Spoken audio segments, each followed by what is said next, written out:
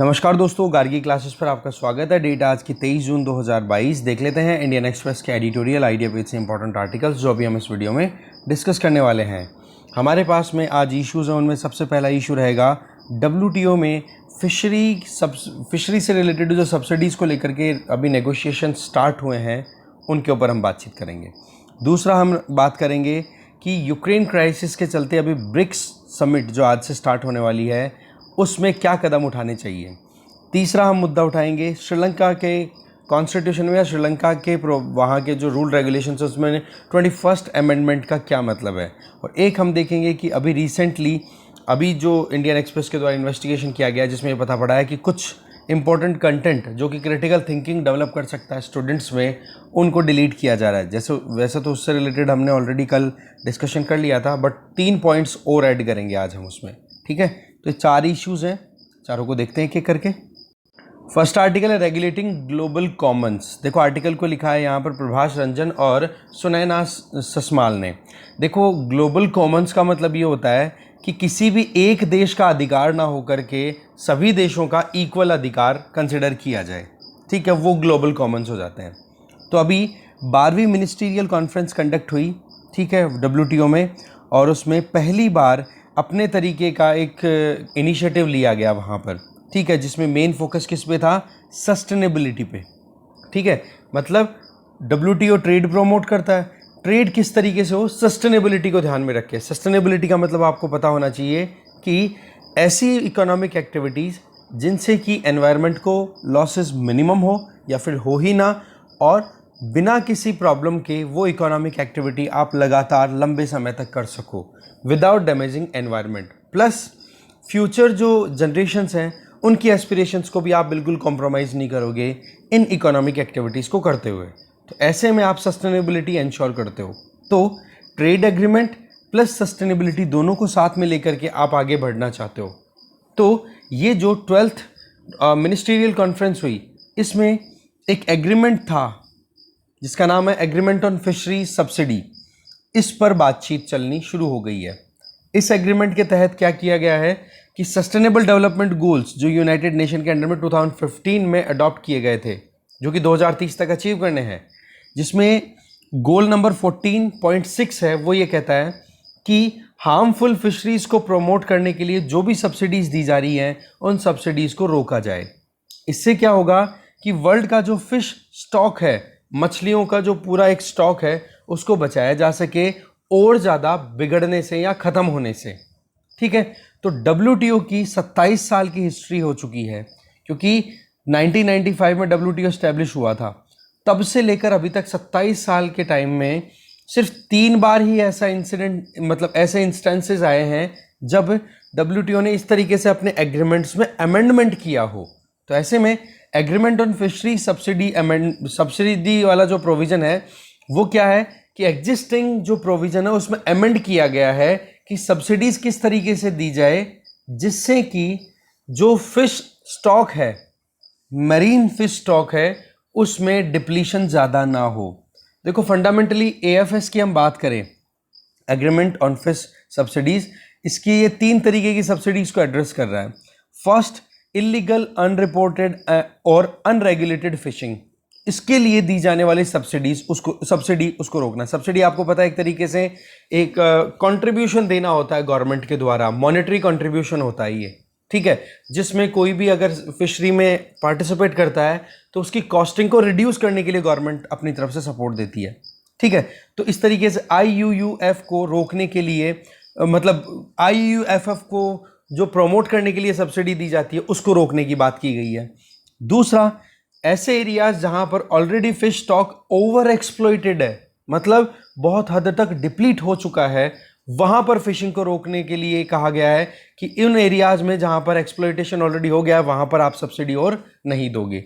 तीसरा जो इस एग्रीमेंट में प्रोविजन है सब्सिडी का वो है fishing on unregulated high seas. इसका मतलब एक्सक्लूसिव इकोनॉमिक जोन, देखो जो बेस लाइन होती है कोस्टल लाइन में, उससे लेकर के 200 नॉटिकल माइल तक एक्सक्लूसिव इकोनॉमिक जोन होता है, और फिर उसके बाद में आ जाता है हाई सी, जहां पर इंटरनेशनल कम्युनिटी का सबका इक्वल वहाँ पर रेगुलेशन क्या मतलब सबका अधिकार मान लो, या सब इक्वल एक्सेस इंश्योर कर सकते हैं। वहाँ पर किसी एक देश का अधिकार नहीं चलता है। एक देश का एक्सक्लूसिव इकोनॉमिक जोन मतलब अपनी कोस्टल लाइन में जो बेस लाइन डिसाइड होती है उससे 200 नॉटिकल माइल तक ही एक कंट्री की ज्यूरिसडिक्शन रहती है, उसके बाद में हाई सीज आ जाते हैं। तो बोला उस हाई सी में भी अनरेगुलेटेड फिशिंग के लिए जो सब्सिडीज दी जाती है उनको रोका जाए। तो एएफएस जो है वो इन तीनों तरीके की सब्सिडीज को रोकने की बात करता है। अब देखो जो डेवलपिंग कंट्रीज हैं जैसे कि इंडिया, हमारे जैसे कंट्रीज को अभी हमारे खुद को इस जो ब्लू इकोनॉमी है, वाटर से रिलेटेड जो इकोनॉमी होती है ना, उसको हम ओवर एक्सपेंड करने की कोशिश कर रहे हैं और हमारे पास में पोटेंशियल भी है, क्योंकि हमारी कोस्टल लाइन देखो 7500 किलोमीटर के लगभग की कोस्टल लाइन है। तो हम भी कहीं ना कहीं सपने लेके चल रहे हैं कि हम भी आगे बढ़ें। तो ऐसे में डेवलपिंग कंट्रीज को स्पेशल एंड डिफरेंशियल ट्रीटमेंट के बेसिस पे ये कहा गया है कि आपके पास में 2 साल का ट्रांजिशन पीरियड है।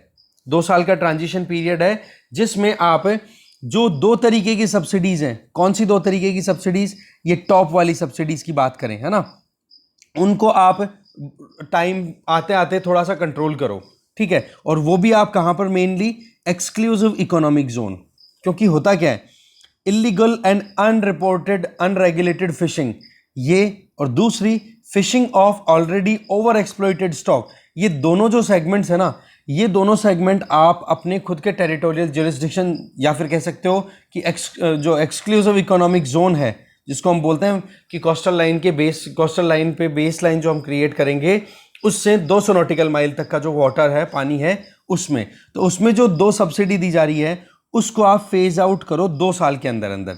ये बात बोली गई है इस एग्रीमेंट में। पर डेवलप्ड कंट्रीज के ऊपर जो लगाम होनी चाहिए वो अपने आप में सबसे बड़ा एक चैलेंज है। देखो अभी नेगोशिएशन स्टार्ट हुए हैं, फाइनल आउटकम जो निकलेगा वो बहुत ही इंपॉर्टेंट होगा।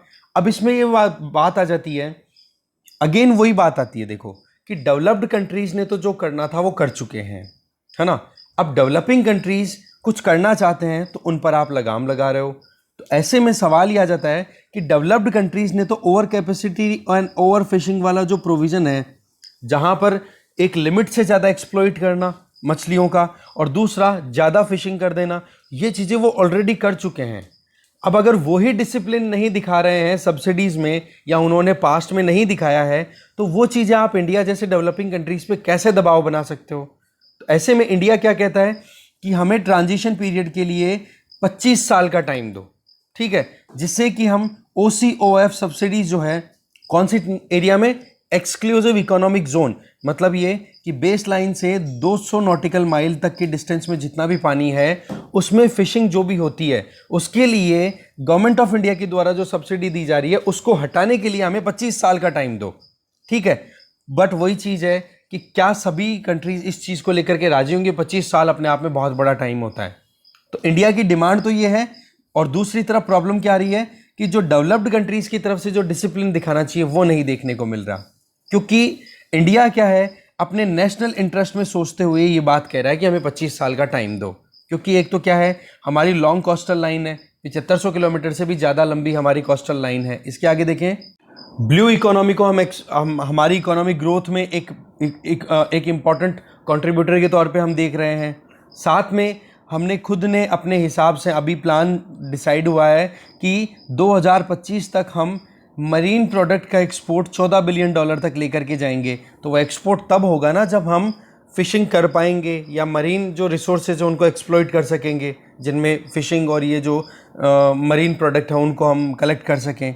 इसके अलावा हमारे पास में पॉलिसी फॉर्मुलेट करने के लिए टाइम स्पेस भी तो चाहिए। अब 2 साल के टाइम स्पेस में हम कहाँ तो $14 बिलियन का टारगेट अचीव करेंगे, जबकि डेवलप्ड कंट्रीज ऑलरेडी एक्सपोर्ट अच्छा खासा कर रहे हैं, ठीक है। साथ में हमें मरीन इंफ्रास्ट्रक्चर भी डेवलप करना है जिससे कि हम ब्लू इकोनॉमी को ज़्यादा से ज़्यादा यूटिलाइज कर सकें। इसके अलावा हमारे यहाँ पर 40 लाख के लगभग मरीन फार्मर्स भी काम करते हैं, उनकी भी लाइवलीहुड की बात है। हम एकदम से सब्सिडी को अगर रोक देंगे तो उनके लिए प्रॉब्लम हो जाएगी, जबकि ये जो छोटे जो 40 मिलियन मरीन फार्मर्स हैं ये स्मॉल स्केल पे फिशिंग करते हैं। इसका मतलब क्या हो गया कि इनके द्वारा की जाने वाली फिशिंग की चलते हैं सस्टेनेबिलिटी को कोई थ्रेट नहीं है, कोई डर नहीं है वहाँ पर। मतलब इनका स्केल जो है हमारे यहाँ पे फिशिंग का वो उतना ज़्यादा नहीं है जितना कि दूसरे कंट्रीज़ में। फॉर एग्जांपल डेवलप्ड की बात करें, देखो रिचर कंट्रीज़ हैं, उन्होंने तो देखो छूट का फ़ायदा उठा लिया अभी तक, ठीक है। ये जो अभी तक के जितने भी नेगोशिएशंस रहे, ठीक है, फिशिंग को लेकर के WTO में, उनमें छूट का फ़ायदा उठाया बहुत अच्छे से। चाहे फिर उसमें जो horizontal non specific fuel subsidy है, जिसमें कि जो आप देखते हो, हम जब भी यूट्यूब पे वीडियोस देखो आप, कि एक श्रीलंकन, इंडोनेशियन, इंडियन फिशरमैन निकलता है, एक तो उसकी बोट देखो कि वो किस तरीके से अपनी बोट को लेकर के जाता है फिशिंग करने के लिए, और दूसरी तरफ एक डेवलप्ड कंट्री से निकले हुए जो फिशरमैन है वो निकलते हैं।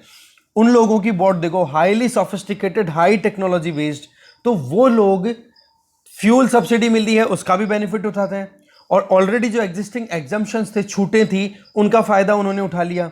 बोलो वो की वो कंडीशन आप एक डेवलपिंग कंट्री पे कैसे इंपोज कर सकते हो। इसके अलावा रिच कंट्रीज ने तो सब्सिडीज का पहले ही फायदा बहुत उठा लिया है, लार्ज स्केल पे फिशिंग करके दूर दूर तक ओपन सीज हैं, जो बिल्कुल दूर 200 नॉटिकल माइल का जो उनका डिस्टेंस है, खुद का जो एक्सक्लूसिव इकोनॉमिक जोन है, उसके भी बाहर जाकर के उन्होंने अब फिशिंग कर ली है, ठीक है। और इंडिया जैसे कंट्रीज की अगर बात करें तो इंडिया फिशरी में कितनी सब्सिडी देता है, ये देखो आप, $277 मिलियन, ठीक है, ये 2018 की बात है। जबकि चाइना, यूरोपियन यूनियन के countries, US, south Korea, Japan, ये सब्सिडी कितनी देते हैं अपने मछुआरों को, 7261 से लेकर के $2860 मिलियन। अब आप देख सकते हो कि कहां पर तो कुछ हंड्रेड्स में है, कहां पर थाउजेंड्स में और थाउजेंड्स ऑफ मिलियंस में आप सब्सिडी दे रहे हो डॉलर्स की अगर बात करें। तो ये एक मेजर डिस्क्रिपेंसी देखने को मिल रही है कि नहीं, कि जो डेवलपिंग कंट्रीज है आप उनकी प्रोग्रेस में हर्डल क्रिएट कर रहे हो। देखो इंडिया बेशक जो डिमांड कर रहा है कि ये जो ट्रांजिशन पीरियड है सब्सिडी को विड्रॉ करने वाली, कौन सी, एक्सक्लूसिव इकोनॉमिक जोन में जो सब्सिडी दी जा रही है, शुरुआती 2 सब्सिडीज, ठीक है, इलीगल वाली और ओवर एक्सप्लॉइटेशन वाली, बोले उनको बंद करने के लिए इंडिया 25 साल का टाइम मांग रहा है। तो बोले ये तो चलो ज़्यादा है, कारण कि दूसरे जो डेवलपिंग कंट्रीज हैं वो ये कह रहे हैं कि 7 साल तक का टाइम दे दो हमें। तो एक तो कहाँ 7 साल की डिमांड हो रही है, एक इंडिया कहाँ 25 साल की, तो इतना तो नहीं हो रहा है।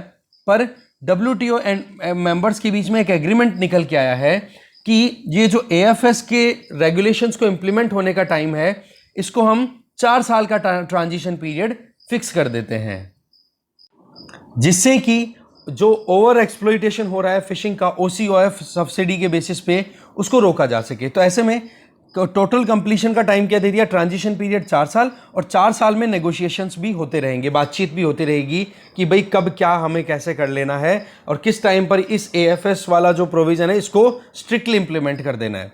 अब देखो सवाल ये है कि AFS में नेगोशिएशंस अगर फेल हो जाते हैं, क्योंकि सीधी सी बात है मल्टी पार्टी इशू है, सारे कंट्रीज इंटर गवर्नमेंटल इशू है, सारी गवर्नमेंट्स बातचीत करेंगी, उस केस में अगर ये नेगोशिएशन फेल हो जाते हैं तो आर्टिकल 12 क्या कहता है इन नेगोशिएशंस में AFS के अंडर में, कि ये AFS वाला जो एग्रीमेंट है ये ही टर्मिनेट हो जाएगा।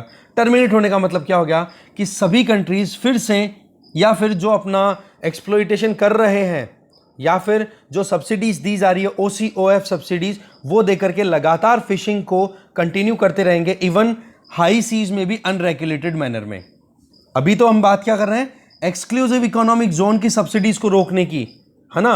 हाई सीज को तो वैसे भी रोकने की बात की जा रही है कि हाई सीज में तो कोई करो ही मत, ठीक है, और बाकी एक्सक्लूसिव इकोनॉमिक जोन में भी जो फिशिंग करने के लिए सब्सिडी दी जा रही है उसको भी रोकना है, और उसके लिए 4 साल का टाइम है। अब 4 साल के टाइम में बातचीत होगी, और बातचीत अगर फेल हो गई तो इसका मतलब क्या हो गया, OCOF सब्सिडी भी दी जाएगी, जिससे एक्सक्लूसिव इकोनॉमिक जोन में जो फिशिंग चल रही है, चाहे फिर वो ओवर एक्सप्लॉइटेशन हो रहा हो, इलीगल हो रहा हो, अनरेगुलेटेड फिशिंग हो रही हो, वो भी कंटिन्यू रहेगी। तो हाई सीज में भी लगातार करने की कोशिश कर सकते हैं। पर फिर भी इसमें थोड़ा सा एक्सेप्शन दिया हुआ है, यहां पर आप देख सकते हो लास्ट में कि except for fishing on unregulated high seas. इसका मतलब ये हो गया कि हाई सीज में तो फिशिंग रुक जाएगी, थोड़ा सा करेक्शन कर लेना, हाई सीज में तो फिशिंग रुकेगी, ठीक है। ये जो एग्रीमेंट है ना AFS, इसने हाई सीज में तो बैन कर दिया है या फिर रोक दिया है कि भाई फिशिंग आप हाई सीज में नहीं करोगे। बची हुई 2 है एक्सक्लूसिव इकोनॉमिक जोन में, उन दोनों सब्सिडीज को आपको रोक देना है। पर अगर ये फेल हो जाते हैं नेगोशिएशन AFS वाले, तो हाई सीज वाले तो फिर भी जो बंद किया हुआ है फिशिंग को वो ऐसे कैसे बंद रहेगा, पर एक्सक्लूसिव इकोनॉमिक जोन में जो फिशिंग हो रही है वो कंटिन्यू रह जाएगी। तो ऐसे में ये एएफएस का सक्सेसफुल होना बहुत ज़्यादा ज़रूरी है सस्टेनेबिलिटी पॉइंट ऑफ व्यू से देखें। इसके लिए क्या किया जा सकता है, कंट्रीज को जो भी डिफरेंसेस है ना उनको बातचीत करके एक कॉम्प्रिहेंसिव मैनर में एग्रीमेंट करने की ज़रूरत है साइंस एंड डेवलपमेंट टेक्नोलॉजी पे फोकस करने की, कि कैसे भी करके इस तरीके के काम किया जाए जहां पर आप टेक्नोलॉजिकल डिप्लॉयमेंट भी करो और एक जो काम है, जो भी आप एक्टिविटीज करना चाहते हो, इंफ्रास्ट्रक्चर डेवलप करना है, वो सारे काम करने हैं, वो आप करो आराम से, बट हार्मफुल मैनर में नहीं होने चाहिए। दूसरी चीज, इस तरीके के नेगोशिएशंस में अगर कहीं पे फेलियर हो जाता है किसी भी एक कंट्री की वजह से, तो फिर बाद में दूसरे कंट्रीज उस कंट्री को काउंटर करने के लिए इस एग्रीमेंट के फेलियर को वेपनाइज कर लेंगे। जैसे एएफएस मान लो इंडिया जैसे कंट्रीज की वजह से फेल हो गया, मान लो एक बार, तो इंडिया को काउंटर करने के लिए दूसरे कंट्रीज फिर दूसरे प्लेटफॉर्म पे काउंटर करना शुरू कर देंगे, जो कि ठीक बात नहीं होगी। तो ऐसे में प्रॉपर नेगोशिएशंस होकर के सेटल कर ले, वो ठीक रहेगा। इसके अलावा इंडिया को अभी टाइम तो मिला है 2 से 4 साल का पीरियड, इस टाइम पीरियड में अपनी खुद की इंफ्रास्ट्रक्चर को स्ट्रेंथन कर लेना चाहिए। मरीन प्रोडक्ट को हम अगर कलेक्ट करने की बात करें तो मैकेनिज्म इस तरीके से तैयार कर ले जिससे कि फ्यूचर में जो भी एग्जम्पशंस मिलें उनका हम यूटिलाइजेशन कर लें। इसका मतलब थोड़ा सा हमें प्रॉम्प्ट होने की ज़रूरत है कि अभी की ज़रूरत है क्या है, डेवलप करो, फ्यूचर में क्या छूट मिल सकती है एएफएस एग्रीमेंट में भी, क्योंकि नेगोशिएशंस तो अभी चलेंगे, तो उस चीज़ में हमें पहले से तैयार हो जाना है कि ऐसे काम करके तैयार रखो जो कि फ्यूचर में फिर छूट के काबिल हो। तो इस तरीके से बातचीत की जा रही है। तो देखा जाए तो एएफएस इंडिया के लिए परफेक्ट तो नहीं है, पर सीधी सी बात यह है कि ये नेगोशिएशंस अगर फेल हो जाएंगे ना तो आउटकम अच्छा नहीं मिलेगा, क्योंकि हमारे यहाँ पर हम सस्टेनेबिलिटी को ध्यान में रखते हुए आगे बढ़ने वाले कंट्रीज में से एक हैं। तो सस्टेनेबिलिटी और डेवलपमेंट इन दोनों को साथ में लेकर के चलना है। तो एएफएस को बिल्कुल भी हमें फेल होने के लिए हमारी तरफ से तो कोई मौका ना मिले तो ठीक रहेगा। तो इसके लिए क्या किया जाए, बस यही कि अपना मैकेनिज्म, अपना इंफ्रास्ट्रक्चर ऐसे तैयार करो जिससे कि फ्यूचर में उसको कोई चैलेंज ना कर सके। ठीक है, तीनों सब्सिडीज यहाँ पर आप देख लेना। देखो यहाँ फिर से मैं दिखा देता हूँ, इससे कोई खराबी ना हो। फर्स्ट और ये सेकंड, ये दोनों तो है एक्सक्लूसिव इकोनॉमिक जोन की, और थर्ड है हाई सीज की। तो हाई सीज में जो अनरेगुलेटेड फिशिंग हो रही है इसको तो देखो रोका जा रहा है वैसे भी, और अभी जो फिशिंग को जो सब्सिडी देने की को रेगुलेट करने की बात हो रही है एएफएस में, ये इन दोनों की बात हो रही है, फर्स्ट एंड सेकंड की। ठीक है ना, वो बीच में थोड़ा सा गड़बड़ हो गया था, उसको करेक्ट करने के लिए मैंने ये बताया है। आगे चलते हैं। नेक्स्ट आर्टिकल है ब्रिक्स आफ्टर यूक्रेन। देखो ब्रिक्स, ये आर्टिकल लिखा है मोहम्मद शाकिब ने। इनका ये कहना है कि यूक्रेन कॉन्फ्लिक्ट के बाद में ब्रिक्स की समिट हो रही है। 5 कंट्रीज हैं, Brazil, Russia, India, China, south Africa. Already हम ब्रिक्स के बारे में एक आर्टिकल डिस्कस कर चुके हैं, प्लीज़ प्लेलिस्ट में जाओ, आप देखो। ठीक है, प्लेलिस्ट वाले सेक्शन में जाकर देखो, एडिटोरियल 2022। ठीक है, फिर उसके बाद में आप देखोगे उसमें तो पूरा, आजकल थंबनेल में भी मैं टाइटल डाल देता हूँ, तो ब्रिक्स का मैंने प्रीवियसली भी डिस्कस किया, तो वो आप देख लो, फिर उससे लिंक ये कर लो। ठीक है, तो बात क्या है कि ब्राज़ील और रशिया, इंडिया, चाइना, ये 5 कंट्रीज अब मीटिंग होगी, ये वर्चुअल प्लेटफॉर्म पे मीटिंग हो रही है। ठीक है ना, तो ऐसे में रशिया यूक्रेन कॉन्फ्लिक्ट का भी देखो एक मुद्दा यहाँ पर हाईलाइट होने वाला है। देखो वैसे तो ब्रिक्स स्टैब्लिश हुआ था, इसका प्राइमरी एजेंडा था कि वेस्ट की जो डोमिनेंस है उसको काउंटर किया जाए, उसको बैलेंस किया जाए, क्योंकि जो परिस्थितियाँ 2000s में थी, 2000 से लेकर के 2015-13 तक मान लो, जब तक चाइना ने अपने आप की एग्रेशन नहीं दिखाई थी, तब तक ये था कि कैसे भी करके वेस्टर्न कंट्रीज़ की जो डोमिनेंस है उसको काउंटर किया जाए। तभी तो ये पहले कंट्रीज़ आए थे ब्रिक, फिर साउथ अफ्रीका भी आ गया था।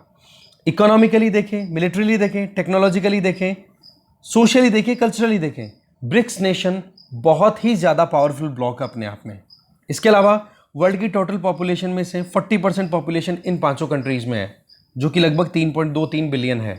इसके अलावा ये जो वर्ल्ड के पास में जितना टोटल लैंड एरिया है उसका 25% एरिया तो इनके पास में 1/4 अराउंड 25% एरिया इन 5 कंट्रीज़ के पास में है। जीडीपी है, ग्लोबल जीडीपी, उसका 25% इनका कंट्रीब्यूशन रहता है। फास्टेस्ट ग्रोइंग इकोनॉमीज की बात करें तो इंडिया और चाइना दोनों इस ग्रुप के मेंबर हैं, मतलब ग्रुप में कोई कमी नहीं है। अब देखो बात ऐसी है कि अभी आने वाले टाइम पर क्या प्रॉब्लम हो सकती है। जिस तरीके से वेस्ट ने रशिया पे सैंक्शंस लगाए हैं और ब्रिक्स कंट्रीज जो हैं उसमें रशिया को छोड़ करके बाकी किसी कंट्री पर दबाव नहीं बनाया कि आप अगर रशिया के साथ में कोई भी एंगेजमेंट रखते हो तो आपके ऊपर हम सैंक्शंस लगा देंगे। पर ये एटीट्यूड वेस्ट का लगातार चलेगा, इस पे डाउट है। तो ऐसे में ब्रिक्स कंट्रीज को एक रोबस्ट मैकेनिज्म तैयार करने की जरूरत है, इकोनॉमी के पॉइंट ऑफ व्यू से देखे जाए, फाइनेंस के पॉइंट ऑफ व्यू से देखे जाए, जिससे कि वो वेस्ट के सैंक्शंस के चलते भी अपने आप को स्टैंड करवा सके। क्योंकि चाइना भी रशिया के साथ एंगेज कर रहा है, इंडिया भी रशिया के साथ एंगेज कर रहा है, क्योंकि हमें सस्ती रेटों के ऊपर क्रूड ऑयल मिल रहा है, तो क्यों नहीं एंगेज करेंगे। ठीक है, तो ऐसे में वेस्ट का जो करंट एटीट्यूड है रशिया को छोड़कर बाकी कंट्रीज के लिए, वो ऐसा कैसा नहीं रहने वाला है। वेस्ट जो है वो बोला हमारे अगेंस्ट में कुछ ना कुछ सैंक्शन या कुछ ना कुछ प्रेशराइज करने की कोशिशें करेगा। तो ब्रिक्स का जो न्यू डेवलपमेंट बैंक है और ब्रिक्स का ही कंटिजेंसी रिजर्व अरेंजमेंट है, ये दोनों इसीलिए किए गए थे कि वेस्टर्न कंट्रीज के ऊपर हमें ज़्यादा डिपेंड ना होना पड़े। बार बार में वर्ल्ड बैंक, आईएमएफ के पास में हमें चक्कर काटने पड़ते हैं जहां पर वेस्टर्न कंट्रीज की डोमिनेंस है। तो ऐसी परिस्थितियों में ब्रिक्स को अपने खुद के इंस्टीट्यूशन को स्ट्रॉन्ग करने की जरूरत है। पर इस चीज में एक क्वेश्चन आता है कि इंट्रा ब्रिक्स, इन पांचों कंट्रीज के बीच में जो ट्रेड होता है वो ग्लोबल ट्रेड का केवल 20% भी नहीं है, 20% से भी कम हो रहा है। तो ऐसे में अपने मैकेनिज्म को थोड़ा स्ट्रेंथन करने की जरूरत है। इंटरनेशनल एक मैसेज जाना चाहिए कि ये पांचों कंट्रीज एक दूसरे के साथ कोलैबोरेट करके आगे बढ़ने की कोशिश कर रहे हैं। वेस्टर्न लैंडर से हम कंपीट करना चाहते हैं तो खुद को स्ट्रांग बनाना पड़ेगा। पर जिस तरीके की अभी बातें चल रही हैं, जिस तरीके का सिनेरियो है अभी, जिसमें दो की प्लेयर इंडिया चाइना दोनों में मिसट्रस्ट का सिचुएशन है, वो बोला इस ग्रुप को कहीं ना कहीं वीक बनाए चला जा रहा है। तो ये जो यूक्रेन क्राइसिस है ना, इसको एक अपॉर्चुनिटी या एक कहते ना कि ऑप्शन के तौर पे देखते हुए इंस्टीट्यूशनल अरेंजमेंट्स इस तरीके से करने की जरूरत है कि कल को न फ्यूचर में अगर वेस्टर्न कंट्रीज इस तरीके से सैंक्शन लगाए तो ये कंट्रीज अपने आप को सर्वाइव करा सकें।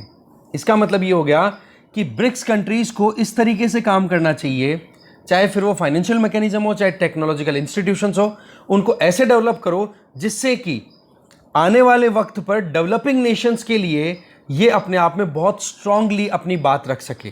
ठीक है, इसमें क्या किया जा सकता है? सबसे पहली चीज़ तो फाइनेंशियल इंस्टीट्यूशंस को तो स्ट्रॉन्ग करना है ही, बाकी नए मेंबर्स को भी इनवाइट करो। और नए मेंबर्स के इनविटेशन की बात हमने प्रीवियस डिस्कशन में ऑलरेडी कर ली है, जो मैंने आपको बताया है। ठीक है ना।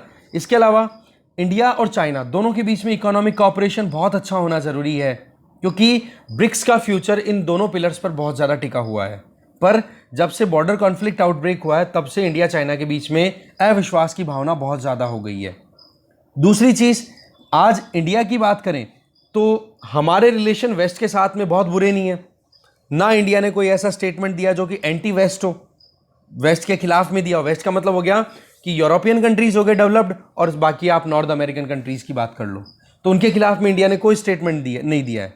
दूसरा, ना तो इंडिया चाइना की तरह यूएन सिक्योरिटी काउंसिल का परमानेंट मेंबर है और ना ही मतलब आंखों में एक कहते ना कि आंखों में एक रोड़े की तरह दिखाई दे रहा है इंडिया उनको। पॉइंट क्या आ रहा है कि इंडिया वेस्ट के साथ में अपनी एंगेजमेंट बैलेंस करके चल रहा है। ठीक है, वेस्टर्न कैंप के साथ में ना तो इंडिया पूरा फुल फ्लेजेड इन्वॉल्व है और ना ही वहां पर हमारी कोई दुश्मनी है। तो उस केस में इंडिया जो है वो बिल्कुल भी वेस्ट के खिलाफ में कोई स्टेटमेंट दे, ऐसा तो होने वाला है नहीं। पर ये दोनों जो कंट्रीज है जिनके बीच में बॉर्डर डिस्प्यूट के चलते गैप आ रहा है, बोले ये दोनों कंट्रीज को सॉर्ट आउट जल्दी से जल्दी करना चाहिए, जिससे कि ग्लोबल गवर्नेंस में रिफॉर्म्स आ सकें। ठीक है, इसके लिए क्या किया जाए कि जो ग्लोबल साउथ है, ग्लोबल साउथ किसको बोला गया था? आप पॉलिटिकल साइंस की वर्ल्ड कंटेम्प्रेरी इंटरनेशनल पॉलिटिक्स या वर्ल्ड पॉलिटिक्स वाली बुक है, ठीक है, क्लास 12th की, उसको आपने पढ़ लिया है? नहीं पढ़ा तो प्लीज़ पढ़ो उसको बिना पढ़े आपको इंटरनेशनल अफेयर्स इतने अच्छे से समझ में नहीं आएंगे। इंटरनेशनल अफेयर्स के लिए वो बुक पढ़नी बहुत ज़रूरी है।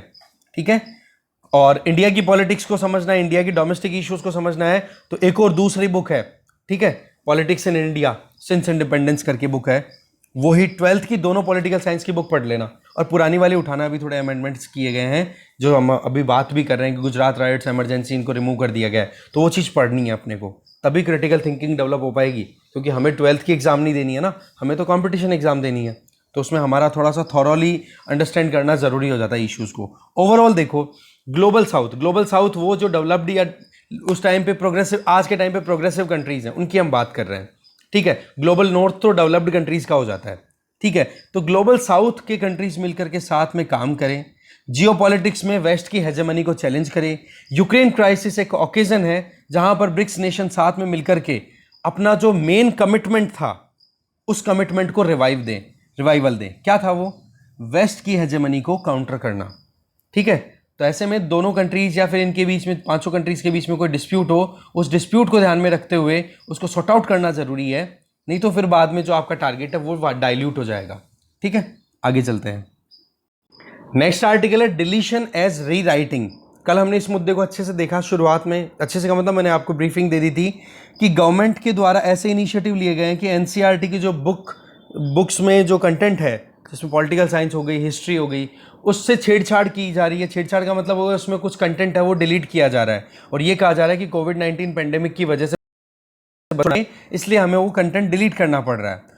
बट राइटर यहाँ पर ये बोल रहे हैं कि अभी जिस तरीके से कंटेंट डिलीट किया जा रहा है ना, उस कंटेंट से हमें 3 ट्रेंड समझ में आ रहे हैं। गवर्नमेंट की जो स्ट्रेटेजी है वो समझ में आ रही है। क्या?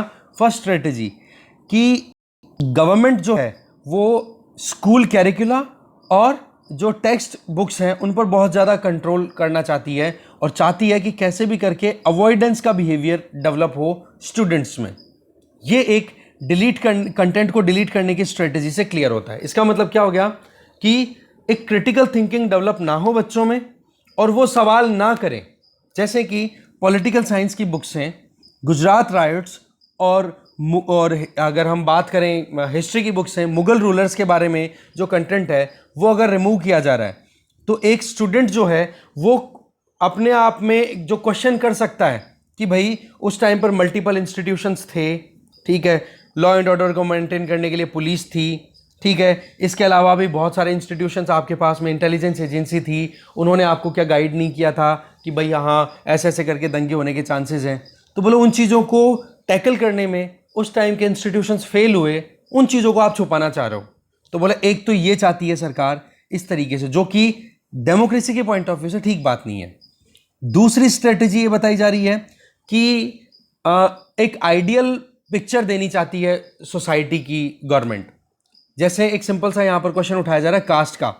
बोले कास्ट के बारे में मेंशन इतना छोटा सा किया जा रहा है जिससे कि एक स्टूडेंट जो है वो ज़्यादा दिमाग ना लगाए कास्ट पे। ठीक है, कि कास्ट जो है एक मार्जिनल इशू है, स्लाइटली डिस्टोर्शन वाला इशू है कि हाँ हमारी सोसाइटी में ये एक छोटी सी प्रॉब्लम है। तो वो जो कास्ट के साथ में जो इनजस्टिस एसोसिएटेड रही हुई है, जो कि कहीं ना कहीं अभी भी कंटिन्यू है, बोले इसके बारे में स्टूडेंट्स को क्रिटिकल थॉट प्रोसेस डेवलप करने में प्रॉब्लम आएगी। कि वाकई प्रॉब्लम क्या, वो समझ ही नहीं पाएंगे कि भाई वाकई में आप किसी टॉपिक को जब अच्छे से समझा नहीं रहे हो, किसी बुक में वो कंटेंट दिया हुआ ही नहीं है डिटेल में, तो फिर बाद में वो बच्चे समझ नहीं पाएंगे। बच्चे समझेंगे नहीं मतलब इंटरेस्ट नहीं दिखाएंगे तो वो इंस्टीट्यूशन आप कैसे करेक्ट करोगे जिस इंस्टीट्यूशन की कुछ कमियां हमारे समाज में चल रही है। तो बोले एक ये आइडियल पिक्चर शो करने की कोशिश की जा रही है। तीसरी स्ट्रेटेजी ये बताई जा रही है जो कि सबसे क्रूशियल है, कि एक जो रिसेंटमेंट का जो माहौल बनता है, रिसेंटमेंट का मतलब होता है नाराजगी, कि सरकार कुछ भी कर रही है उससे जनता के मन में कोई नाराजगी हो। तो ऐसे में जैसे प्रोटेस्ट का मूवमेंट है, कहीं पर कोई आंदोलन चला है, विद्रोह हुआ है सरकार के खिलाफ, ठीक है, जैसे नर्मदा बचाओ आंदोलन है, तो उन चीज़ों के बारे में भी डिलीट किया जा रहा है, कंटेंट को रिड्यूस किया जा रहा है। एमरजेंसी वाला प्रोविज़न है उसको आप डिलीट कर रहे हो, जो 1975 में इंदिरा गांधी सरकार के टाइम पे इमरजेंसी लगी थी। तो ऐसे में सरकारें एक दूसरे के ऊपर पॉलिटिकल पार्टी जब एक दूसरे पे ब्लेम गेम करती हैं, तब तो इस तरीके के इश्यूज़ को हाईलाइट करती हैं। पर ये जो डिलीट किया जा रहा है कंटेंट को, ये डिलीशन क्या शो करता है कि इमरजेंसी के टाइम पर किस तरीके से स्टेट ने अपनी एक्टिविटीज़ को कंडक्ट किया था, जिसमें सिटीजन्स के डिसेंट को सप्रेस किया गया था।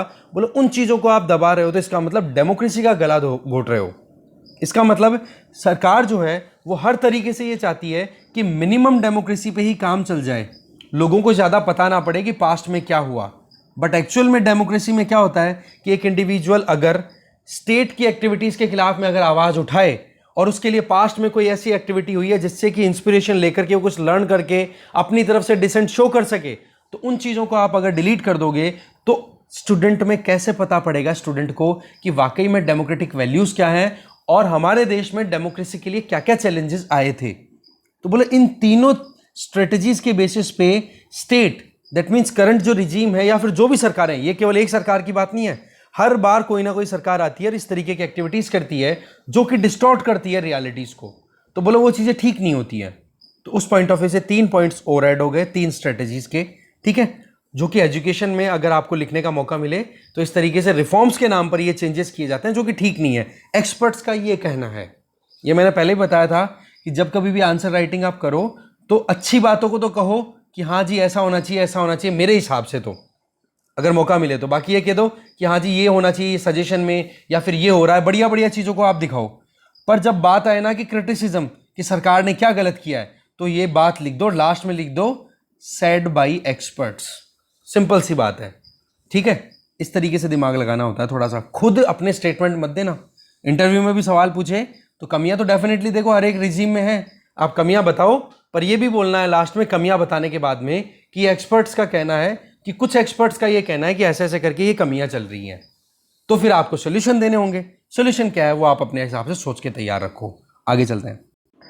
लास्ट आर्टिकल है रिफॉर्म एमिड क्राइसिस। देखो श्रीलंका में आपको पता है फ्यूल फूड क्राइसिस चल रहा है, ह्यूमैनिटेरियन क्राइसिस की तरफ बढ़ते चले जा रहे हैं, लोगों को बहुत परेशानी आ रही है। उसी बीच में प्रेसिडेंट गोटाबाया राजपक्षे ने ये कहा कि हम 21st अमेंडमेंट इंट्रोड्यूस करने वाले हैं पार्लियामेंट में।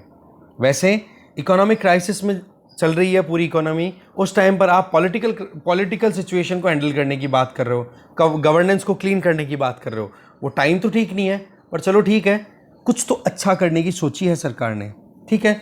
तो श्रीलंका में पार्लियामेंट में क्या अभी सिस्टम इंट्रोड्यूस होगा 21st अमेंडमेंट के बेसिस पे, कि प्राइम मिनिस्टर जिनके साथ में काउंसिल ऑफ मिनिस्टर बैठती है, जो कि किसके मेंबर होते हैं, पार्लियामेंट के मेंबर होते हैं, ठीक है, पार्लियामेंट के मेंबर्स में एक प्राइम मिनिस्टर बनते हैं। तो बोला प्राइम मिनिस्टर को थोड़ी ज़्यादा पावर दी जाएगी और प्रेसिडेंट की पावर को रिड्यूस किया जाएगा, और प्राइम मिनिस्टर को अगर ज़्यादा पावर दी जाएगी तो वहाँ पर पार्लियामेंट जो है वो प्राइम मिनिस्टर से सीधे सवाल कर पाएगी। इसका मतलब क्या हो गया, और ज़्यादा रिस्पॉन्सिबल गवर्नमेंट बनाने की बात की जा रही है, जिससे कि कोई भी डिसीजन लेने हो इकोनॉमी से रिलेटेड, गवर्नेंस से रिलेटेड, वो अकाउंटेबल मैनर में लिए जा सके, प्रेसिडेंट की दादागिरी ना चले। देखो पहले सरकार चल रही थी 2015 के लगभग, 2015 से एक तो थे श्रीसेना और प्रेसिडेंट थे, और विक्रम सिंघे ये थे प्रेसिडेंट और प्राइम मिनिस्टर, कहाँ के, श्रीलंका के। उन्होंने 19th अमेंडमेंट इंट्रोड्यूस किया था, और 19th अमेंडमेंट में यही था कि रिस्पॉन्सिबल गवर्नमेंट की तरह काम किया जाएगा, गुड गवर्नेंस प्रमोट की जाएगी। इसका मतलब क्या हो गया कि प्रेसिडेंट की पावर तो रिड्यूस कर दी थी इस 19th अमेंडमेंट के बेसिस पे, और प्राइम मिनिस्टर की पावर हाई कर दी थी, और प्राइम मिनिस्टर जो है वो अकाउंटेबल थे किसके लिए, अपने पार्लियामेंट के लिए, उनको जवाब देना होता था वहाँ पे। पर अचानक से गवर्नमेंट जो है वो गिर जाती है, क्योंकि विक्रम सिंघे और श्रीसेना इनकी पॉलिटिकल पार्टीज जो एक कॉलिशन गवर्नमेंट थी, इस वजह से इनके बीच में कॉन्फ्लिक्ट आ गए, सरकार गिर गई। फिर राजपक्षा आज दोबारा आते हैं, अब की बार राजपक्षा, महिंदा राजपक्षा प्रेसिडेंट नहीं बनते, गोटाबाया राजपक्षा तो बन जाते हैं क्या, राष्ट्रपति, और प्रधानमंत्री बन गए वहाँ के महिंदा राजपक्षे। दोनों भाई भाई बैठ गए आराम से। अब इन्होंने अपने हिसाब से कानून बना दिए, और कानून में क्या किया, सबसे पहला काम तो ये 19th अमेंडमेंट था ना, इसको रिवर्स कर दिया, और 20th अमेंडमेंट इंट्रोड्यूस किया, जिसमें क्या था कि इलेक्शन को कंडक्ट कराना, पब्लिक सर्विस को मेंटेन करना, police, finance, human rights, procurement, कुछ भी हो रहा है, बोलो उसको कौन कंट्रोल करेगा, बोले प्रेसिडेंट। पहले कौन कर रहा था, 19th अमेंडमेंट के बेसिस पे ये सारे काम थे, बड़े इंडिपेंडेंटली हो रहे थे, ठीक है, एक बैलेंस बन करके। पर राजापक्षा ब्रदर्स ने आते ही सबसे पहले अपने हाथ में पावर ली, मतलब प्रेसिडेंट को पावरफुल बना दिया। ये था 20th अमेंडमेंट। अब वहां पर आपको पता है इकोनॉमिक क्राइसिस चल रहा है, तो डिमांड ये हो रही है कि सरकार को उखाड़ो फेंको। तो इस केस में सबसे पहले तो जो प्राइम मिनिस्टर थे, कौन, महिंदा राजपक्षे, जो कि पिछले 2015 तक पिछले 10 सालों से लगातार वहां पर रूल कर रहे थे प्रेसिडेंट के तौर पे, उनको सबसे पहले तो हटाया गया। अभी उन्होंने रिजाइन कर दिया प्राइम मिनिस्टर के तौर पे। अभी प्राइम मिनिस्टर कौन है, रानिल विक्रमासिंघे, फिर से प्राइम मिनिस्टर बन गए।